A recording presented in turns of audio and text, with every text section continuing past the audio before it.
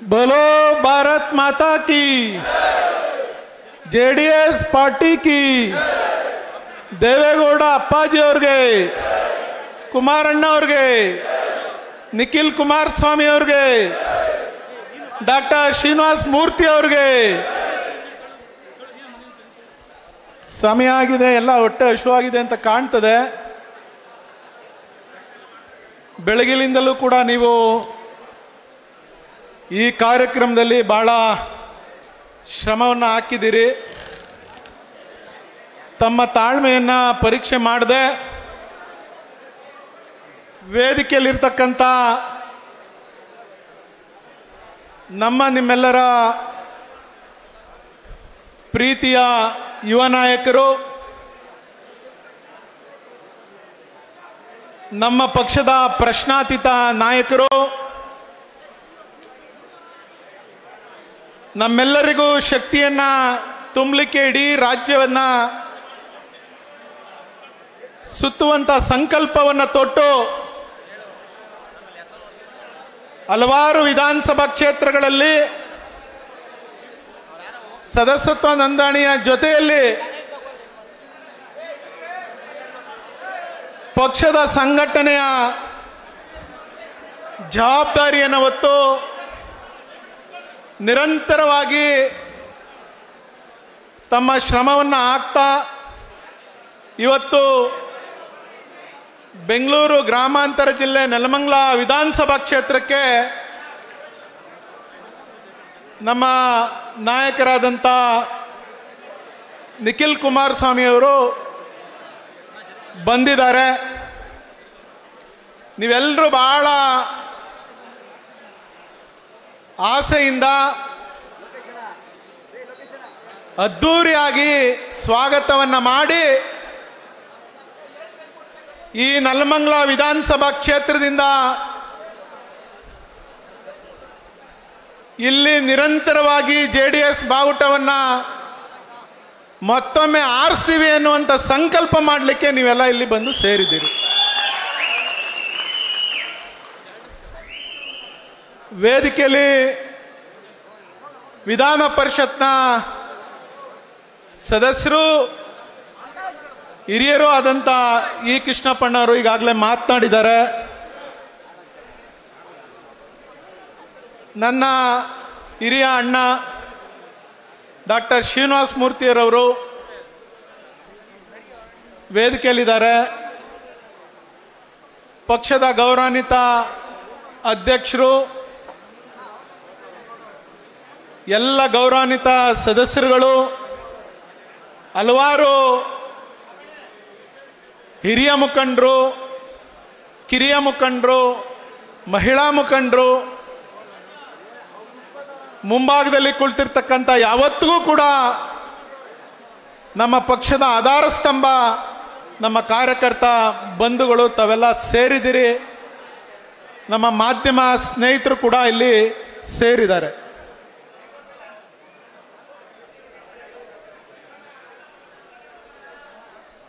ನಾನು ಅವಾಗೆ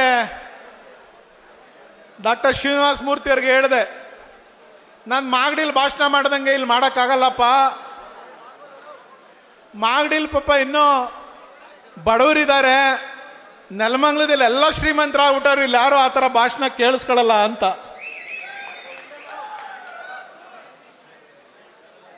ಇವತ್ತು ನೆಲಮಂಗಲ ಕ್ಷೇತ್ರದ ಜನ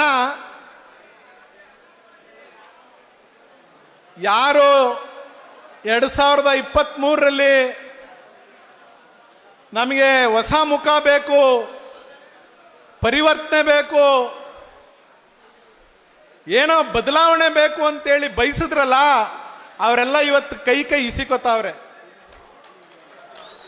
ಯಾಕೆ ಇಸಿಕೋತಾವ್ರೆ ಅಂದ್ರೆ,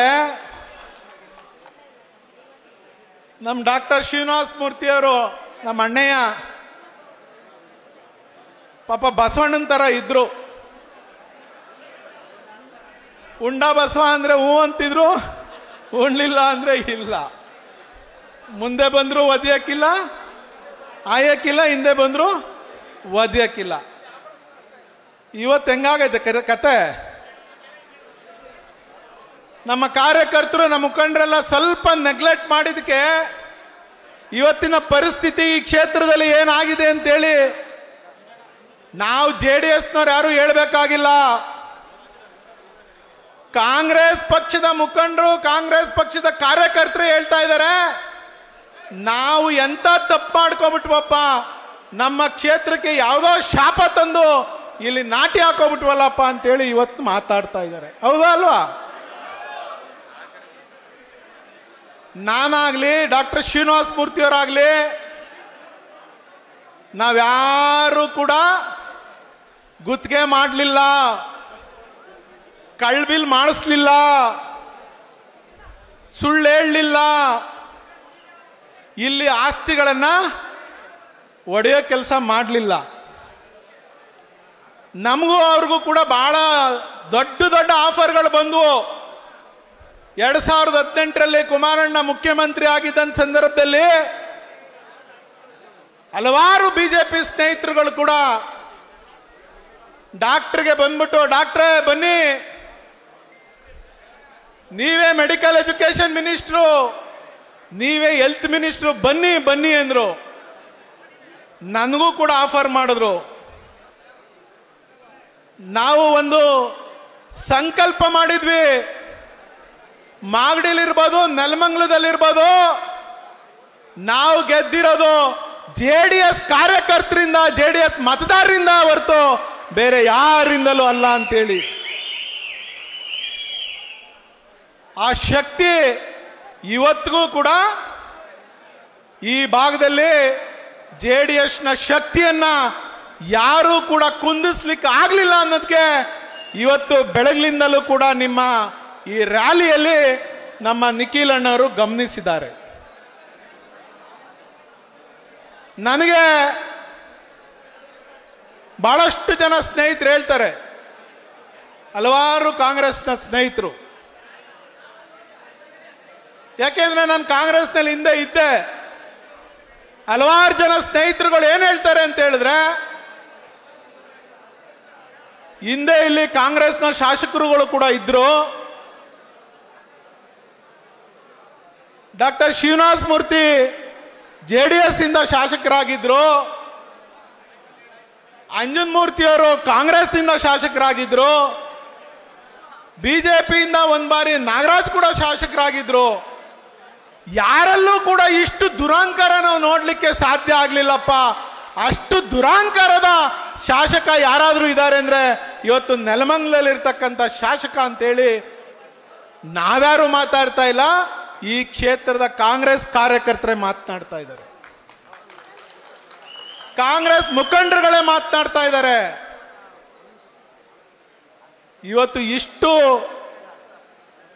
ಎಲ್ಲೋ ಕಳ್ಬಿಲ್ ಮಾಡಿ ದುಡ್ಡು ಮಾಡಿಬಿಟ್ಟಿದೀವಿ, ಎಲ್ಲೋ ಗುತ್ತಿಗೆ ಮಾಡಿ ರಾತ್ರೋರಾತ್ರಿ ಬುಕ್ಗಳಿಗೆಲ್ಲ ಬೆಂಕಿ ಇಟ್ಬಿಟ್ಟು ಬಿಲ್ ಬರ್ಸ್ಕೊಬಿಟ್ಟಿದೀವಿ ಅಂತ ಹೇಳಿ ಆ ಪಾಪದ ಹಣ ತಂದು ಒಂದೊಂದು ನಾಟಕಕ್ಕೆ 1 ಲಕ್ಷ 2 ಲಕ್ಷ, ಒಬ್ಬ ಲೀಡರ್ಗೆ 10 ಲಕ್ಷ 5 ಲಕ್ಷ ಕೊಟ್ಟು ಖರೀದಿ ಮಾಡಿ ಇವತ್ತು ಈ ಕ್ಷೇತ್ರವನ್ನ ಹಾಳು ಮಾಡಲಿಕ್ಕೆ, ದ್ವೇಷದ ರಾಜಕಾರಣ ಮಾಡಲಿಕ್ಕೆ ಯಾರೋ ಒಬ್ಬ ಪೊಲೀಸ್ ಅಧಿಕಾರಿಗಳ ಮುಖಾಂತರ ಈ ಕಾರ್ಯಕರ್ತರನ್ನ ಎದುರಿಸ್ಬಿಡ್ತೀನಿ, ಬೆದರಿಸ್ಬಿಡ್ತೀನಿ ಅಂತ ಹೊಟ್ಟಿದಾರಲ್ಲ, ಅವ್ರ ಕೈಲಿ ಸಾಧ್ಯ ಆಗ್ತದ?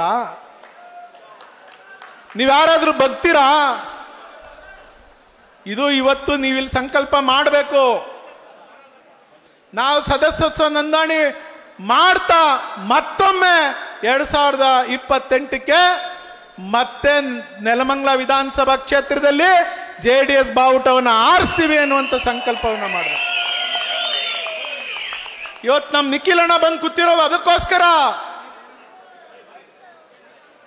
ನಮಗೆ ಶಕ್ತಿ ತುಂಬಲಿಕ್ಕೆ ಬಂದಿದ್ದಾರೆ. ನಾವು ಅವರ ಕೈಯನ್ನ ಬಲಪಡಿಸಬೇಕು. ಇವತ್ತು ಇಡೀ ರಾಜ್ಯದಲ್ಲಿ ಅಯ್ಯೋ JDS ಎಲ್ಲಿದೆ, ಅಯ್ಯೋ JDS ಮುಗ್ದೇ ಹೋಯ್ತು ಅಂತೇಳಿ ಮಾನ್ಯ DK ಶಿವಕುಮಾರ್ ಅವರು ಭಾಷಣ ಮಾಡ್ತಾರೆ. 130 ವರ್ಷ ಇತಿಹಾಸ ಇರ್ತಕ್ಕಂಥ ರಾಷ್ಟ್ರೀಯ ಕಾಂಗ್ರೆಸ್ ಪಕ್ಷದ ಅಧ್ಯಕ್ಷರು ಅವ್ರಿಗೊಂದು ಪ್ರಶ್ನೆ ಕೇಳಲಿಕ್ಕೆ ಬಯಸ್ತೇನೆ. ಸ್ವಾಮಿ, ನೀವು ಇಷ್ಟು ದೊಡ್ಡ ಇತಿಹಾಸ ಇರ್ತಕ್ಕಂಥ ಪಕ್ಷದ ಅಧ್ಯಕ್ಷರಾಗಿ ಲಕ್ಷ ಲಕ್ಷ ಕೋಟಿ ನಿಮ್ಮ ಹತ್ರ ಹಣ ಇದೆ ಅಂತೇಳಿ ಜನ ಮಾತನಾಡ್ತಾವ್ರೆ. ನಿಮಗೆ ಎಲ್ಲಾ ಪವರು ಇದೆ, ನೀವು ಸಂಘಟನಾ ಚತುರರು, ಎಲ್ಲಿ ಬೇಕಾದ್ರೂ ಚುನಾವಣೆ ಗೆಲ್ಸ್ಕೊಬರ್ತೀವಿ ಅಂತೇಳಿ ಭಾಷಣ ಮಾಡ್ತೀರಿ. ನಮ್ದು ಪ್ರಾದೇಶಿಕ ಪಕ್ಷ, ನಮ್ದು ಪ್ರಾದೇಶಿಕ ಪಕ್ಷ. ಪುಣ್ಯಾತ್ಮ ದೇವೇಗೌಡರು ಕಟ್ಟಿದಂತ ಪಕ್ಷ 16 ಬಾರಿ ಪಕ್ಷವನ್ನು ಹೊಡಿಲಿಕ್ಕೆ ಹರಸಾಹಸ ಮಾಡಿದ್ರು. ಕಷ್ಟಪಟ್ಟು ಈ ಕಾರ್ಯಕರ್ತರು ಉಳಿಸ್ಕೊಂಡು ಬಂದಿರತಕ್ಕಂಥ ಪಕ್ಷ ಇವತ್ತು ಈ ಪಕ್ಷವನ್ನ ಮುಗಿಸ್ಲಿಕ್ಕೆ ಅಂತ ನೀವು ಸಂಚು ಮಾಡ್ತಾ ಇದ್ದೀರಲ್ಲ. ನಮ್ಮ ಯುವ ನಾಯಕರು ಒಟ್ಟಿದ್ದಾರೆ. ದೇವೇಗೌಡ ಅಪ್ಪಾಜಿಯವರ ಕುಮಾರಣ್ಣವರ ಆಶೀರ್ವಾದದಿಂದ ನಿಖಿಲಣ್ಣ ಇಡೀ ರಾಜ್ಯ ಪ್ರವಾಸ ಮಾಡ್ತಾ ಇದ್ದಾರೆ. ಈ ರಾಜ್ಯದಲ್ಲಿ ಮತ್ತೆ ನಾನು ಈ ಪಕ್ಷವನ್ನ ಸಂಘಟನೆ ಮಾಡ್ತೇನೆ ಅನ್ನುವಂತ ನಿಟ್ಟಿನಲ್ಲಿ ಹೋರಾಟಕ್ಕಿಳಿದಿದ್ದಾರೆ. ಒಂದೇ ಒಂದು ಸವಾಲ ಸ್ವೀಕಾರ ಮಾಡಿ ಡಿ ಕೆ ಶಿವಕುಮಾರ್ ಸಾಹೇಬ್ರೆ, 136 ಸೀಟ್ ಗೆಲ್ಸಿದ್ರಿ 2023ರಲ್ಲಿ. 60 ಸೀಟು ನೀವು ಟೋಕನ್ ಕೊಟ್ಟು ಗೆಲ್ಸಿದಿರಿ. ರಾತ್ರೋರಾತ್ರಿ 12 ಗಂಟೆ ರಾತ್ರಿಯಲ್ಲಿ 60 ವಿಧಾನಸಭಾ ಕ್ಷೇತ್ರದಲ್ಲಿ ಬೆಳಗ್ಗೆ 10,000 ರೂಪಾಯಿ ದುಡ್ಡು ತಗೊಳ್ಳಿ ಅಂತೇಳಿ ಗೆಲ್ಸಿದಿರಿ. 60 ಕ್ಷೇತ್ರ ಎಷ್ಟಲ್ಲಿ ಗೆದ್ದಿದೆ? 1,000, 2,000, 3,000, 4,000, 5,000. ನಮ್ಮ ಪಕ್ಷದ 30 ಜನ MLAಗಳು ಸೋತಿದ್ದೀವಿ. 5,000 ಮತಗಳ ಅಂತರದಿಂದ, 5,000 ಮತಗಳ ಅಂತರದಿಂದ ಸೋತಿದ್ದೇವೆ. ಇವತ್ತು ನಾವು ನಿಖಿಲಣ್ಣವರು ಒಟ್ಟಿದ್ದಾರೆ. ಕನಿಷ್ಠ 80 ಸೀಟಿಗೆ ಪ್ರಯತ್ನ ಪಟ್ಟು 60 ಸೀಟ್ ಆದ್ರೂ ನಾವು ಗೆಲ್ಲಬೇಕು ಅಂತ ಹೇಳಿ ಒಂದು ಪ್ರಯತ್ನದಲ್ಲಿ ಹೊಟ್ಟಿದ್ದೇವೆ. ಇದು ನಮ್ಮ ಸವಾಲು. ನಿಮ್ಗೆಲ್ಲ ಶಕ್ತಿ ಇದೆಯಲ್ಲ, ಬನ್ನಿ ಈಚೆ. ನೀವೊಂದು ಪಾರ್ಟಿ ಕಟ್ಟಿ, ನೀವೊಂದು ಪ್ರಾದೇಶಿಕ ಪಕ್ಷ ಅಂತ ಡಿ ಕೆ ಶಿವಕುಮಾರ್ DKS ಪ್ರಾದೇಶಿಕ ಪಕ್ಷ ಅಂತ ಕಟ್ಟಿ 136 ಸೀಟ್ ಗೆಲ್ಸ್ತೀರಾ? ಓಲಿ 60 ಸೀಟ್ ಗೆಲ್ಸಕ್ಕಾಗತ್ತ ಇವ್ರ ಕೈಲಿ? ಬೇಡ ರೀ, 60 ಸೀಟ್ ಬೇಡ, 30 ಸೀಟ್ ಗೆಲ್ಸ್ತೀರೇನ್ರಿ? 30 ಸೀಟು ಗೆಲ್ಸಕ್ಕಾಗಲ್ಲ ನಿಮ್ಮ ಕೈಯಲ್ಲಿ. ನಿಮ್ಮ ಶಕ್ತಿ 136 ಬೇಡ ಸ್ವಾಮಿ. ನಿಮ್ದೇ ಪಾರ್ಟಿ ಕಟ್ಟಿ 6 ಸೀಟನ್ನು ಈ ರಾಜ್ಯದಲ್ಲಿ ಗೆಲ್ಸಿ ತೋರಿಸಿ ನೋಡೋಣ. ದೇವೇಗೌಡರು ಕುಮಾರಸ್ವಾಮಿ ಅವ್ರ ಬಗ್ಗೆ ಮಾತಾಡ್ತಿರಲ್ಲ, ಕೇವಲ 6 ಸೀಟು. ನಿಮ್ ಸರ್ಕಾರ ಬಂದಾಗಿಂದ ಹಗಲು ದರೋಡೆ ಮಾಡಿಕೊಂಡು ಫ್ರೀ ಕರೆಂಟ್ ಕೊಟ್ಟಿದೀವಿ ಅಂತ ಹೇಳಿದ್ರಿ. ಯಾರು ಸ್ವಾಮಿ ಫ್ರೀ ಕರೆಂಟು? ಇವತ್ತು ಒಬ್ಬ ರೈತ ಒಂದು ಟ್ರಾನ್ಸ್ಫಾರ್ಮರ್ ಹಾಕೋಬೇಕಾದ್ರೆ 4-5 ಲಕ್ಷ ಖರ್ಚು ಮಾಡಬೇಕು. ಹೌದಾ ಅಲ್ವಾ? ಹೌದಾ ಅಲ್ವರಿ? ನೀವೆಲ್ಲ ರೈತರಿದ್ದೀರಿ. ಕುಮಾರಣ್ಣನ ಗೌರ್ಮೆಂಟ್ ಅಲ್ಲಿ ಎಷ್ಟಿತ್ತು? 30,000 ರೂಪಾಯಿ ಖರ್ಚು ಮಾಡಿದ್ರೆ ಒಂದು ಟ್ರಾನ್ಸ್ಫಾರ್ಮರ್ ತಂದು ಬೆಸ್ಕಾಂ ಇಲಾಖೆಯವರು ರೈತನಿಗೆ ಭೂಮಿಗೆ ಇಳಿಸ್ತಿದ್ರು. ಇವತ್ತೇನಾದ್ರು 4 ಕಂಬ 5 ಕಂಬ ಅಂದ್ರೆ 5-10 ಲಕ್ಷದವರೆಗೂ ಸೆಲ್ಫ್ ಎಕ್ಸಿಕ್ಯೂಷನ್ ಅಂತ. ಇವಾಗ ಸೆಲ್ಫ್ ಎಕ್ಸಿಕ್ಯೂಷನ್ ಅಂದ್ರೆ ನೀವೇ ಮಾಡಿಸ್ಕೋಬೇಕು ರೈತರು, ನಮ್ದು ಯಾರ್ದು ಸಂಬಂಧ ಇಲ್ಲ ಅಂತೇಳಿ ಸರ್ಕಾರ ಕೈ ಚೆಲ್ತಾ ಇದ್ದಾರೆ. ಇವತ್ತು ಕರೆಂಟು ಒಬ್ಬ ರೈತ ಒಂದು ತೋಟದ ಮನೆ ತಗೋಬೇಕಾದ್ರೆ, ತೋಟದ ಮನೆ ಕರೆಂಟ್ ತಗೋಬೇಕಾದ್ರೆ ಇವತ್ತು ಕರೆಂಟ್ ಕೊಡಲ್ಲ ಅಂತ ಹೇಳ್ತಿದ್ದಾರೆ. ಗೊತ್ತಿದೆಯಾ ನಿಮ್ಗೆ? ಪ್ಲಾನ್ ಅಪ್ರೂವಲ್ ಬೇಕಂತೆ. ಅದ್ಯಾವುದೋ CC OC ಬೇಕು, ಪೊಸಿಷನ್ ಸರ್ಟಿಫಿಕೇಟ್ ಬೇಕು. ಯಾರಪ್ಪ ಕೊಡೋದು ಇವೆಲ್ಲ? ಎಲ್ಲಿಂದ ತತ್ತಾರೆ ನಮ್ಮ ರೈತರು? ಅದ್ಯಾವುದೋ ಶಕ್ತಿ ಯೋಜನೆ ಅಂತ ಮಾಡಿದ್ರು. ಬಸ್ಗಳು ಓಡ್ತಾವ? ನಮ್ಮ ಮಾಗಡಿ ಬಂದು ಡಿಪೋನಲ್ಲಿ 30 ಬಸ್ ಕೆಟ್ಟು ನಿಂತಿದ್ದಾವೆ ನಮ್ಮ ಮಾಗಡಿ ಡಿಪೋನಲ್ಲಿ. ಯಾಕಯ್ಯ ಅಂತ ಹೇಳಿದ್ರಿ ಡಿಪೋ ಮ್ಯಾನೇಜರ್ ಕೇಳಿದ್ರೆ, ಸರ್ ಏನು ಇಲ್ಲ ಸರ್, ರೀಬೆಲ್ಟ್ ಟೈರ್ ಹಾಕೋಕ್ಕೂ ನಮ್ಮ ಹತ್ರ ಕಾಸಿಲ್ಲ, ನಾವೇನು ಸರ್ ಮಾಡೋಣ ಅಂತ ಹೇಳ್ತಾರೆ. ಇದು ಶಕ್ತಿ ಯೋಜನೆ. ಯಾವುದೋ ಯುವ ನಿಧಿ, ಯಾರಿಗಪ್ಪ ಯುವಕರು ಇಷ್ಟು ಜನ ನಾವು ಇಲ್ಲಿದ್ದೀವಲ್ಲ, ಯಾರಿಗಾದ್ರೂ ಒಬ್ಬರ ಅಕೌಂಟ್ಗೆ ನೀವು ಯುವ ನಿಧಿಯನ್ನು ಕೊಟ್ಟು ಹಗಲು ದೊರಡೆ ಮಾಡ್ಕೊಂಡು ನೀವು ಗ್ಯಾರಂಟಿ ಹೆಸರಿನಲ್ಲಿ ಮಾಡಕ್ ಕೊಟ್ಟಿದ್ರಲ್ಲ. ಇವತ್ತು ಬೆಂಗಳೂರಿಗೆ ರೀ, ಇವತ್ತು ಬ್ರ್ಯಾಂಡ್ ಬೆಂಗಳೂರು ಅಂತ ಹೇಳಿ ಬಾಯ್ ಬಡ್ಕೋತೀರಾ. ಇಡೀ ಪ್ರಪಂಚದ ಜನ ಬೆಂಗಳೂರು ಬರ್ತಾರೆ. MG ರೋಡಲ್ಲಿ ಹೋಗಿ ನೋಡ್ರಿ ನೀವು ಗುಂಡಿ. MG ರೋಡಲ್ಲಿ ಇವ್ರ ಯೋಗ್ಯತೆಗೆ ಗುಂಡಿ ಮುಚ್ಚಕ್ಕಾಗಿಲ್ಲ ಕಾಂಗ್ರೆಸ್ ಪಕ್ಷದವ್ರಿಗೆ. ಇವತ್ತು ನಾವು ಅಂಡರ್ಗ್ರೌಂಡ್ ಮಾಡ್ತೀವಿ, ಟನಲ್ಗಳನ್ನ ಮಾಡ್ತೀವಿ. 7 ಲಕ್ಷ ಕೋಟಿ 8 ಲಕ್ಷ ಕೋಟಿ ಕಮಿಷನ್ ಹೊಡೆಯಕ್ಕೆ ನೀವು ಇದ್ರ ಹೆಸರಿನಲ್ಲಿ, ಟನಲ್ ಹೆಸರಿನಲ್ಲಿ ಕಮಿಷನ್ ಹೊಡೆಯಕ್ಕೆ ಮಂಕು ಬುದ್ಧಿ ಹರಿಸ್ತಾ ಇದ್ದೀರಾ ಬೆಂಗಳೂರು ಜನಕ್ಕೆ, ಬೆಂಗಳೂರು ಸುತ್ತ ಇರೋ ಜನಕ್ಕೆ. ನಮ್ ಕೃಷ್ಣಪ್ಪಣ್ಣ ಹೇಳ್ತಿದ್ರು ಋಷಭಾವತಿ ನದಿ ಬಗ್ಗೆ. ಋಷಭಾವತಿ ಅಂದ್ರೆ ನಮ್ಮೂರು ಬೈರ್ಮಂಗ್ಲ. ನೀವು ಪುಣ್ಯಾತ್ಮರು ಯಾವತ್ತಾದ್ರೂ ಏನಾದ್ರೂ ಬಂದಿದ್ರೆ ಅಲ್ಲಿಗೆ ನಿಮ್ಗೆ ಗೊತ್ತಾಯ್ತದೆ ಅಲ್ಲಿ ಹೆಂಗೆ ನಾವು ಕಷ್ಟ. ಬೆಂಗಳೂರಿನಲ್ಲಿ ಏನೇನು ಉಪಯೋಗಿಸ್ತಾರೋ ಎಲ್ಲಾ ಬರ್ತದೆ ನಮ್ಮ ಕೆರೆಗೆ. ಅರ್ಥ ಆಯ್ತಾ ಏನು ಅಂತ? ಬೆಂಗಳೂರಿನಲ್ಲಿ ಏನೇನು ಉಪಯೋಗಿಸಿ ಬೇಡ ಅಂತ ಬಿಸಾಕ್ತಾರೋ ಎಲ್ಲವೂ ಕೂಡ ನಮ್ಮ ಕೆರೆಗೆ ಬರ್ತದೆ. ಅದನ್ನ ಇಲ್ಲೇ ಮೇಲ್ಗಡೆನೆ, ಇಲ್ಲಿ ಮೈಲ್ಸಂದ್ರದ ಹತ್ರ ನಾಯಂಡಹಳ್ಳಿ ತಾವಿಂದ ಪಂಪ್ ಮಾಡಿ ನಿಮ್ ಕೆರೆಗಳಿಗೆ ತಂದ್ಬಿಟ್ಬಿಡೋದು. ಅದು ಆಕ್ಚುಲಿ ಟ್ರೀಟ್ ಮಾಡಿ ರೈತರಿಗೆ ಕೊಡಬೇಕು ಅಂತ ಹೇಳಿ ಕಾನೂನಲ್ಲಿರೋದ್ರಿ. ಎಲ್ಲಿ ಟ್ರೀಟ್ಮೆಂಟ್ ಮಾಡ್ತಾವ್ರೆ? ಪ್ರೈಮರಿ ಟ್ರೀಟ್ಮೆಂಟ್ ಮಾಡಬೇಕು, ಸೆಕೆಂಡರಿ ಟ್ರೀಟ್ಮೆಂಟ್ ಮಾಡಬೇಕು, ಟೆರಿಷರಿ ಟ್ರೀಟ್ಮೆಂಟ್ ಮಾಡಬೇಕು ಅನ್ನೋದು ಕಾನೂನಲ್ಲಿದೆ. ನೀವು ಯಾರಿಗೋ ನಮ್ಮ ರೈತರುಗಳಿಗೆ ನೀರು ತುಂಬಿಸ್ತೆ ಅಂತ ಹೇಳ್ಬಿಟ್ಟು ಕಾಂಟ್ರಾಕ್ಟರ್ಗಳ ಹತ್ರ, ಗುತ್ತಿಗೆದಾರಗಳ ಹತ್ರ ಕಮಿಷನ್ ಹೊಡೆಯಕ್ಕೆ ಆ ಬೆಂಗಳೂರು ಕಚಡನೆಲ್ಲ ಇವತ್ತು ಶುದ್ಧವಾಗಿರ್ತಕ್ಕಂಥ ನಮ್ಮ ಕೆರೆಗಳಿಗೆ, ಕಟ್ಟೆಗಳಿಗೆ ತಂದು ತುಂಬ್ತಿರಲ್ಲ ನೀವು. ಇದೇನಾ ನೀವು ಕಾಂಗ್ರೆಸ್ನವ್ರು ಮಾಡ್ತಾ ಇರೋದು ರೈತರಿಗೆ ಸಹಾಯ? ಹೇಳಿ. ಇಷ್ಟೆಲ್ಲ ಇದ್ರೂ ಕೂಡ ಮಕಾಡೆ ಬಿದ್ರು ನಮ್ಮ ಮೀಸೆ ಮಣ್ಣಾಗ್ದಂಗೆ ನಾವು ಸರ್ಕಾರ ನಡೆಸ್ತೀವಿ, ಮುಂದೆನೂ 5 ವರ್ಷ ನಮ್ದೇ ಸರ್ಕಾರ ಅಂತ ಹೇಳಿ ಭಾಷಣಗಳನ್ನ ಮಾಡ್ತಾರೆ. ಮುಂದೇನೋ ಅವ್ರ ಸರ್ಕಾರ ಬಿಡಕ್ ನಾವೆಲ್ಲ ಬಿಡಕ್ ಆಯ್ತದ? ಬಿಡಕ್ ಆಯ್ತದ ಸ್ವಾಮಿ? ನಿಮ್ ಕೈಯಲ್ಲಿದೆ ಇವತ್ತು. ಇವತ್ತು ನಾನು ಹೇಳಿದೆ ಹಸು ತರ ಸೀನಣ್ಣ.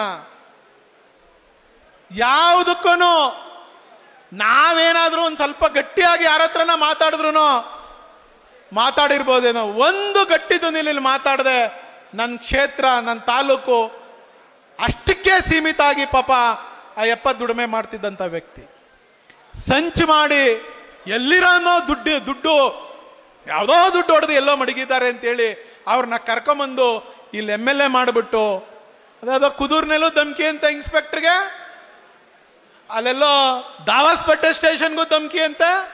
ನಾನು ಹೇಳಿದೆ ಕೆಲವು ಪೊಲೀಸ್ ಅಧಿಕಾರಿಗಳಿಗೆ, ನೀವು ಇಲ್ಲಿ ಕಾಕಿ ಹಾಕೊಂಡು ಸೇವೆ ಮಾಡಕ್ಕೆ ನಿಮ್ ಕೈಲಿ ಆಗ್ಲಿಲ್ಲ ಅಂದ್ರೆ ದಯಮಾಡಿ ಆ ಕಾಕಿಗೆ ಅವಮಾನ ಮಾಡ್ಬೇಡ್ರಪ್ಪ. ಆ ಕಾಕಿ ಬಿಚ್ಚಿಟ್ಬಿಟ್ಟು ಅದಕ್ಕೊಂದು ಸೆಲ್ಲಿಟ್ ಹೊಡೆದು ಹೋಗಿ ಅವ್ರ ಮನೇಲಿ ನೀವು ಅವ್ರ ಬಟ್ಲು ತೊಳೆಯಕ್ಕೂ ನೀವು ಯೋಗ್ಯರಲ್ಲ ಅಂತೇಳಿ ಕೆಲವು ಅಧಿಕಾರಿಗಳಿಗೆ ಹೇಳಿದ್ವಿ. ನಾವೇನು ಯಾರಿಗೂ ಎದುರ್ಕೊಳ್ಳಲ್ಲ, ನಾವೇನು ಯಾರಿಗೂ ಲಂಚ ಇಸ್ಕೊಂಡು ಪೋಸ್ಟಿಂಗ್ ಕೊಡಿಸೋ ಜಾಯಮಾನ್ದವರು ಅಲ್ಲ.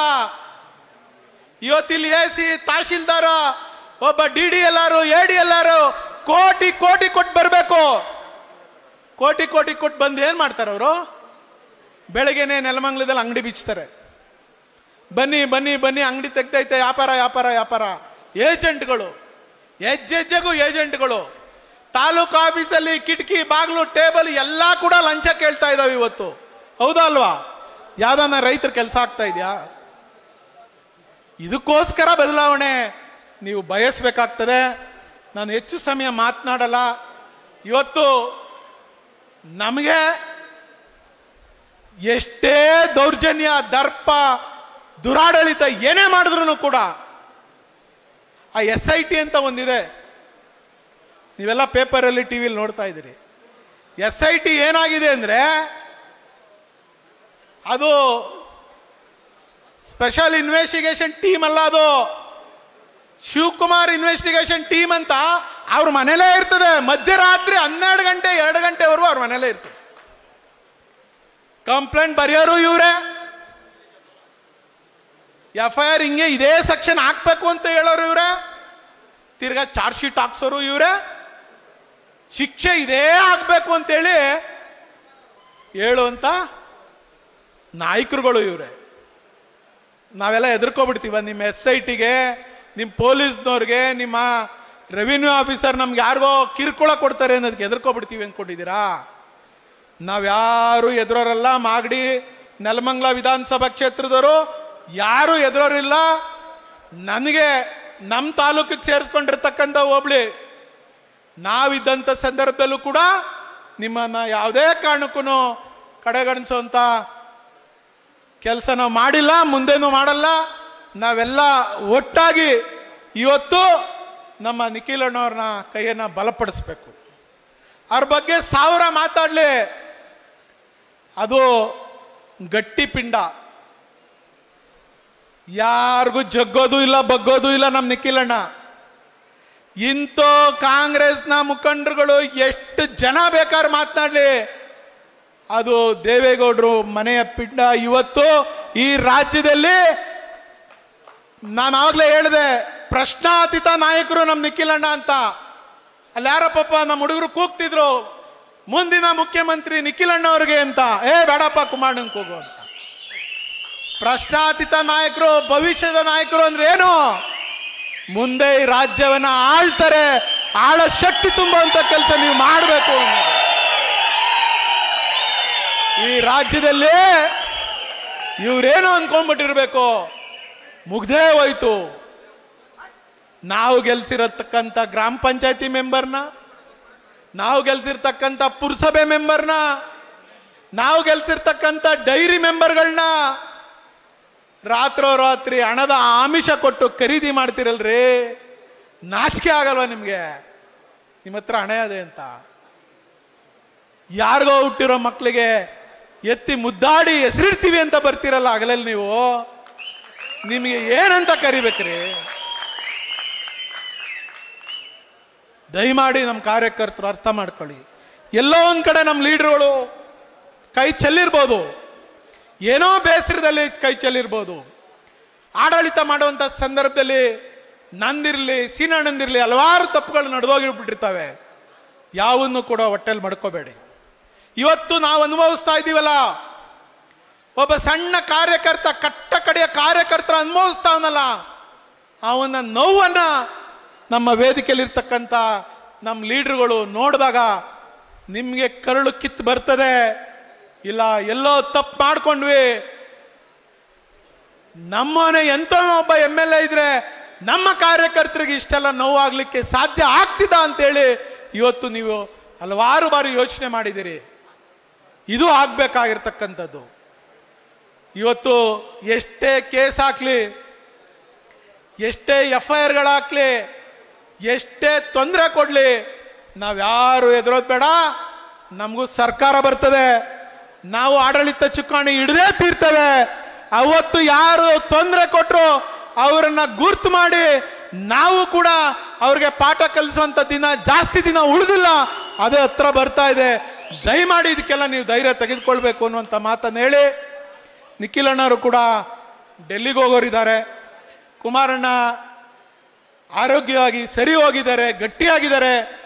ಅವರು ಡೆಲ್ಲಿನಲ್ಲಿ ಅವರು ದೊಡ್ಡ ಜವಾಬ್ದಾರಿ, ಇಡೀ ದೇಶದಲ್ಲಿ ಒಂದು ದೊಡ್ಡ ಜವಾಬ್ದಾರಿಯನ್ನ ಸನ್ಮಾನ್ಯ ಮೋದಿಜಿಯವರು ಕೊಟ್ಟಿದ್ದಾರೆ. ಅವರ ಜವಾಬ್ದಾರಿಯನ್ನ ನಿಭಾಯಿಸುವಂತ ಸವಾಲು ಒಂದ್ ಕಡೆ, ಇವತ್ತು ಪಕ್ಷವನ್ನ ಸಂಘಟನೆ ಮಾಡುವಂತ ಸವಾಲು ಒಂದ್ ಕಡೆ. ನಾವೆಲ್ಲರೂ ಯಾವುದೇ ಸಣ್ಣ ಪುಟ್ಟ ವಿಚಾರ ಇದ್ರೂ ಇಲ್ಲ ಕುಮಾರಣ್ಣನೇ ಬರಬೇಕು, ನಿಖಿಲ್ ಅಣ್ಣನೇ ಬರಬೇಕು, ದೊಡ್ಡವರೇ ಬರಬೇಕು ಅನ್ನೋದನ್ನ ಬಿಟ್ಟು ನಾವೆಲ್ಲ ಒಂದಾಗಿ ನಾವೇ ಕುಮಾರಣ್ಣ, ನಾವೇ ನಿಖಿಲ್ ಅಣ್ಣ, ನಾವೇ ದೇವೇಗೌಡ ಅಪ್ಪಾಜಿ ಅಂತ ತಿಳ್ಕೊಂಡು ಪ್ರತಿಯೊಬ್ಬ ಕಾರ್ಯಕರ್ತರು ಕೂಡ ನಾವು ಕಾಲ್ಗೆ ಗೆಜ್ಜೆ ಕಟ್ಕೊಂಡ್ರೆ ಇದೇನು ದೊಡ್ಡ ವಿಚಾರ ಆಗೋದಿಲ್ಲ. ಸದಸ್ಯತ್ವ ಕೂಡ ನನಗೂ ತಾಕೀತ್ ಮಾಡಿದ್ದಾರೆ. ಹೈಯೆಸ್ಟ್ ಮೆಂಬರ್ಶಿಪ್ ಅನ್ನ ಮಾಡಿಸ್ಲೇಬೇಕು ಅಂತೇಳಿ ನೀವೆಲ್ಲ ಹೊರಡಿ ಪ್ರತಿಯೊಂದು ಬೂತಲ್ಲೂ ನೀವು ಒಟ್ಟು ಅತಿ ಹೆಚ್ಚು ಸದಸ್ಯತ್ವ ನೋಂದಣಿಯನ್ನ ಮಾಡೇ ತೀರಬೇಕಾದಂತಹ ಜವಾಬ್ದಾರಿ ನಮ್ಮೆಲ್ಲರಿಗೂ ಇದೆ. ಅದನ್ನು ಕೂಡ ನೀವು ಮಾಡಬೇಕು ಅನ್ನುವಂಥ ಮಾತನ್ನು ಹೇಳಿ ಕೊನೆಯದಾಗಿ ಮೋದಿಜಿಯವರು ಅಂದಾಗ ಒಂದು ಜ್ಞಾಪಕ ಬಂತು. ಪಾಪ ನೆನ್ನೆ ಮೊನ್ನೆ ಎಲ್ಲ 5ನೇ ತಾರೀಕು ಒಂದು ಮತಗಳ್ಳತನದ ವಿರುದ್ಧ ಅಂತೇಳಿ ಒಟ್ಬಿಟ್ಟಿದೆ. ಏನೋ ಮತ ಗಳ್ಳತನನೋ ಅಂತೇಳಿ ಮತ ಕಳ್ತನ ಮಾಡ್ಬಿಟ್ಟಿದ್ದೀರಂತೆ. ನಾಚಿಕೆ ಆಗಲ್ವೇನ್ರಿ ಕಾಂಗ್ರೆಸ್ನವ್ರಿಗೆ? ಆ ರಾಹುಲ್ ಗಾಂಧಿಗೂ ಏನು ಕೆಲಸ ಇಲ್ಲ. ಆ ಯಪ್ಪನ್ಗೆ ಏನಾನ ಕೆಲಸ ಇದ್ರೆ ಮಾಡಬೇಕಾಗಿತ್ತು. ಮೊದಲನೇ ಬಾರಿ ಮೋದಿಯವ್ರ ಗೌರ್ಮೆಂಟ್ ಬಂದಾಗ ಏನ್ ಹೇಳಿದ್ರು? ಇದು ಧರ್ಮದ ಹೆಸರಿನಲ್ಲಿ ಇವರು ಮತ ಪಡೆದ್ಬಿಟ್ಟಿದ್ದಾರೆ, ಧರ್ಮಗಳ ನಡುವೆ ಕಂದಕ ಶುರುವಾಗಿದೆ, ಇದು ಅಪಾಯ ಅಂತೇಳಿ ದೇಶದ ಉದ್ದಗ್ಲಕ್ಕೂ ಸಾರ್ಕೊಂಡು ಹೋದ್ರು. ಧರ್ಮದ ಹೆಸರಲ್ಲಿ ಇವರು ಈ ದೇಶವನ್ನು ಆಳ್ಲಿಕ್ಕೆ ಬಂದ್ಬಿಟ್ಟವ್ರೆ ಅಂತ. ಅದು ಮುಗೀತು, ಅದು ಹಳೇದಾಗೋಯ್ತು. ಇನ್ನೊಂದು ಚುನಾವಣೆಗೆ ಶುರು ಮಾಡಿದ್ರು. EVM ಮಿಷಿನ್ ಕದ್ದು ಬಿಡ್ತಾರೆ ಇವರು, ಬಿಜೆಪಿಯವರು ಬೇರೆ ಪಕ್ಷದವರೆಲ್ಲ ಸೇರ್ಕೊಂಡು ಕಾಂಗ್ರೆಸ್ MP ಗಳನ್ನ ಸೋಲಿಸ್ಬಿಟ್ಟಿದ್ದಾರೆ ಅಂತ. ಹೌದಲ್ವಾ? EVM ಮಿಷಿನ್ ಬಗ್ಗೆ ಮಾತನಾಡಿದ್ರು. ಈಗೇನ್ ಮಾತಾಡ್ತಾವ್ರೆ? EVM ಆಯ್ತು, ಸರ್ಕಾರನೂ ಬಂದ್ಬಿಡ್ತು. ಈ ಸರ್ಕಾರಕ್ಕೆ ಏನ್ ಹೇಳ್ತಾವ್ರೆ ಅಂದ್ರೆ, ಒಂದೊಂದು ಪಾರ್ಲಿಮೆಂಟ್ ಅಲ್ಲಿ 30,000, 40,000, 50,000, ಒಂದೊಂದು ವಿಧಾನಸಭಾ ಕ್ಷೇತ್ರದಲ್ಲಿ 30,000, 40,000 ತಗೊಂಡು 2 ಲಕ್ಷ 2.5 ಲಕ್ಷದಲ್ಲಿ ಇವ್ರು ಗೆದ್ದುಬಿಟ್ಟವ್ರೆ ಅಂದ್ರೆ ಮತಗಳ್ಳತನ ಆಗ್ಬಿಟ್ಟಿದಾವೆ ಅಂತ. ನಾಚಿಕೆ ಆಗಲ್ವ ಸ್ವಾಮಿ? 60 ವಿಧಾನಸಭಾ ಕ್ಷೇತ್ರದಲ್ಲಿ ರಾತ್ರಿ ನೀವು ಯಾರೋ ಸ್ಟ್ರಾಟಜಿ ಮಾಸ್ಟರ್ ಹೇಳ್ದ ಅಂತೇಳಿ ನನ್ನ ನಿಖಿಲಣ್ಣನ ಕುಣಗಲ್ದು ಎಲ್ಲ ಬಂದು ರಾತ್ರಿ ನೀವು ಅದ್ಯಾವುದೋ ATM ಕಾರ್ಡ್ ತರ ಒಂದು ಕಾರ್ಡ್ ಕೊಟ್ಬಿಟ್ಟು ಕದ್ದಿ ಓಟ್ ಹಾಕ್ಸ್ಕೊಂಡ್ರು ನೀವು. ಇವತ್ತು ಅದ್ರ ಬಗ್ಗೆ ಮಾತನಾಡ್ತಿರಲ್ಲ, ನಿಮ್ಗೆ ನಾಚಿಕೆ ಆಗಲ್ವಾ? ನಿಮ್ಗೆ ಎಷ್ಟು ಗೌರವ ಇದೆ? ಅವತ್ತು ನಮ್ಮ ಹತ್ರ ಓಟ್ ಹಾಕ್ಸ್ಕೊಂಡವರು ಕೊನೆಗೆ ಆ ಕಡೆ ತಿರುಗು ನೋಡದೆ ಹೋದ್ರು ನಮ್ಮ ಜನನ. ಮತ್ತೆ ಲೋಕಸಭಾ ಚುನಾವಣೆಯಲ್ಲಿ ಒಂದೊಂದು ಕ್ಷೇತ್ರದಲ್ಲಿ 30,000, 32,000, 35,000 ಲೀಡ್ ಕೊಟ್ರು. ಹೌದಾ ಅಲ್ವಾ? ಇದೇ ತಿರುಮಂತ್ರ. ಇವತ್ತು ಕಾಯ್ತಾವ್ರೆ ಈ ತೊಗಲಕ್ ಸರ್ಕಾರ ಯಾವತ್ತು ಪಕ್ಕಕ್ಕೆ ಸರಿತದೋ ಮತ್ತೊಮ್ಮೆ ಕುಮಾರಣ್ಣನ ನೇತೃತ್ವದ ಸರ್ಕಾರವನ್ನ ಇಡೀ ರಾಜ್ಯದಲ್ಲಿ ನಾವು ತರಲೇಬೇಕು ಅಂತೇಳಿ ಈ ರಾಜ್ಯದ ಜನ ಸಂಕಲ್ಪ ಮಾಡ್ತಾ ಇದ್ದಾರೆ. ಅದಕ್ಕೆ ಜನ ಬೀದಿಗಿಳಿದಿದ್ದಾರೆ ಅನ್ನೋದನ್ನ ನಾವ್ಯಾರು ಅರ್ಥ ಮಾಡ್ಕೊಳ್ಬೇಕು. ನಾವೆಲ್ಲ ಅರ್ಥ ಮಾಡ್ಕೊಂಡು ಕೆಲಸ ಮಾಡಬೇಕಾಗ್ತದೆ ಬಂಧುಗಳೇ. ದಯಮಾಡಿ ಇವತ್ತು ಇಷ್ಟೆಲ್ಲ ನೀವು ಕಾರ್ಯಪ್ರವೃತ್ತರಾಗಿ ಕಷ್ಟಪಟ್ಟು ನಿಖಿಲಣ್ಣವ್ರನ್ನ ಸ್ವಾಗತ ಮಾಡಿ ಅವ್ರಿಗೂ ಕೂಡ ಒಂದು ಖುಷಿಯನ್ನ ಪಡಿಸಿ ನೀವೆಲ್ಲ ಅತಿ ಹೆಚ್ಚು ಮೆಂಬರ್ಶಿಪ್ ಅನ್ನ ಮಾಡಿಸ್ತೀವಿ ಅಂತ ಎಲ್ಲರೂ ಕೈ ಎತ್ತಿ ಜವಾಬ್ದಾರಿಯಾಗಿ ನಾವು ನಡ್ಕೋತೀವಿ ಅಂತ ನಿಖಿಲಣ್ಣವ್ರಿಗೆ ನೀವು ಹೇಳ್ಬೇಕು. ಎಲ್ಲರೂ ಕೈ ಎತ್ತಬೇಕು. ಹೈಯೆಸ್ಟ್ ಮೆಂಬರ್ಶಿಪ್ ನಾವನ್ನ ಮಾಡಿಸ್ತೀವಿ. ನೀವು ನೆಮ್ಮದಿಯಾಗಿ ನಮ್ಮ ನೆಲಮಂಗಲ ವಿಧಾನಸಭಾ ಕ್ಷೇತ್ರದ ಪರವಾಗಿ ಇರಿ. ಮತ್ತೊಮ್ಮೆ ನಾವು ಡಾಕ್ಟರ್ ಶ್ರೀನಿವಾಸ ಮೂರ್ತಿ ಅವ್ರನ್ನ ಗೆಲ್ಸ್ಕೊಡ್ತೀವಿ ಅನ್ನುವಂತ ಮಾತನ್ನ ತಾವೆಲ್ಲ ಹೇಳ್ತಾ ತಮಗೆಲ್ಲ ವಂದಿಸಿ ನನಗೆ ಈ ಮಾತನಾಡಕ್ಕೆ ಅವಕಾಶ ಮಾಡಿಕೊಟ್ಟಂತ ಎಲ್ರಿಗೂ ವೇದಿಕೆಯಲ್ಲಿರ್ತಕ್ಕಂಥ ಎಲ್ಲ ನಾಯಕರುಗಳು ವಂದಿಸಿ ನಾನು ಮಾತಿಗೆ ವಿರಾಮ ಕೊಡ್ತೀನಿ. ಎಲ್ರಿಗೂ ನಮಸ್ಕಾರ.